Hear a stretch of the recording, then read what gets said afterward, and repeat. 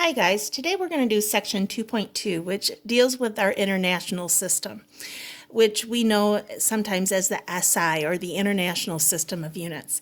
Basically, this is what the rest of the world uses while we use the standard units here in the United States.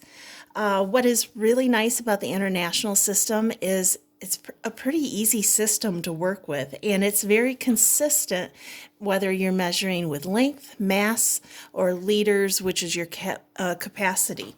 So each of them have a base unit. When we talk about length, we're talking about meters. When we're talking about mass, or the weight, basically, we're talking about gram. And capacity, how much it can hold, is always dealing with liters. And so what is the same between them is whether we're going smaller or larger, we have a prefix that goes with them. And these prefixes are standard, whether we're talking about length, weight, or capacity here. Okay, base unit is our starting unit of whether it's meters or grams or liters. And then as we get larger, we go up and we multiply each level by 10. We're getting larger by amount of 10, and the abbreviation stays the same whether we're talking meters or gram. So we start with our base unit and then multiply by 10 and we get deca. If you notice, DA is the abbreviation, and then we multiply by another 10, which means we're 100 away from our base unit, which is hecto, and the abbreviation is a lower h. And then our largest unit is our kilo here, which is 1,000 units larger than our base unit, and that is kilo with a abbreviation of K. Now we can get smaller by dividing here and getting smaller, and so it is going down basically here, and it is 0.10, which is deci, and then we go by 100, which is centi, and milli, which is 1,000. Now what's nice is because this is the same, whether we're talking weight, length, or capacity, we can memorize and know this as our standard, and it carries through. Now think about it. When we take a really large unit and we're trying to get it down to something really small, we're going to actually end up multiplying. Okay, and so what ends up being is we multiply by 10. And what is nice is when we multiply by 10, what we're really doing is moving our decimal. Okay, so when I go from something really large to small, I'm multiplying, but I'm moving my decimal spot this many steps to the right. So this stair step is a great way to help you visualize what we're doing, okay? So each of our units here, our abbreviations, are put on a stair step, and to get down to each step, we count how many that is, and we move our decimal that many spots.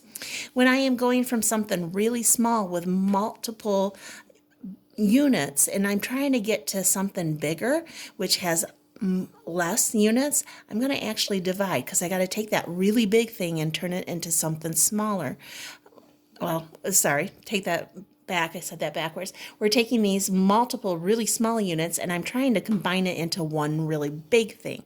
So when I do that, I am actually having to divide as I go up the units. So let's go ahead and practice this, and once you do more of it, you'll get comfortable with it. Okay, so here we're going to do is we're taking our 5.279 meters, and I'm going to centimeters. So looking at our stair steps here, meters is our base unit, and I want to go to centimeters, which is smaller, which I'm dividing and by 10, so that's where I get the decimals here of 0.1, 0.01. But remember, I'm going from something big into something smaller, so I end up multiplying, and I move my decimal. How many steps do I get from the base to the centi? I go 1, 2. So all I simply have to do is take my decimal and move it 2 to the right, and that is where I place my decimal. So 5.279 meters is 527.9 centimeters.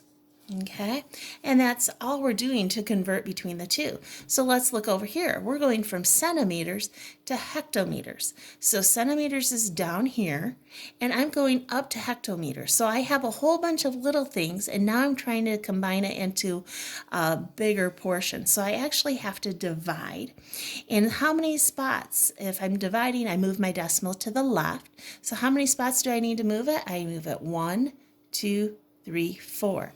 So I take my decimal, move it 1, 2, 3, 4, and I know that there are 0.37504 hectometers in 3,750.4 centimeters. Okay, now the last two here we're going to work with are going from grams to milligrams. Now take a look. We're at our base unit, which is grams, and I want to go down to milligrams. So I have one big thing, and I'm trying to make it into many little portions. So what I have to do is multiply, and I'm going to move my decimal 1, 2, 3 spots to the right.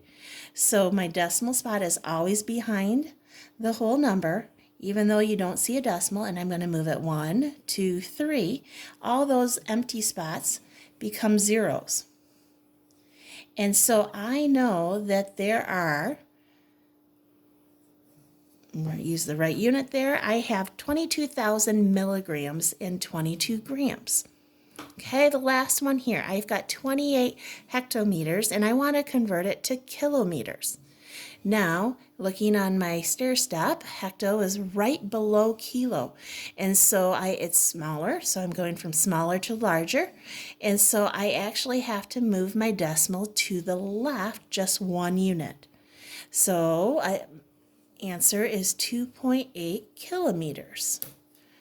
Okay, guys, that is all we're doing for this lesson. Very good thing to help you visualize is this chart here, or stair steps, using our international system. It is consistent with whether you're working with meter, grams, or liters. If you have any questions, find me. Have a good day.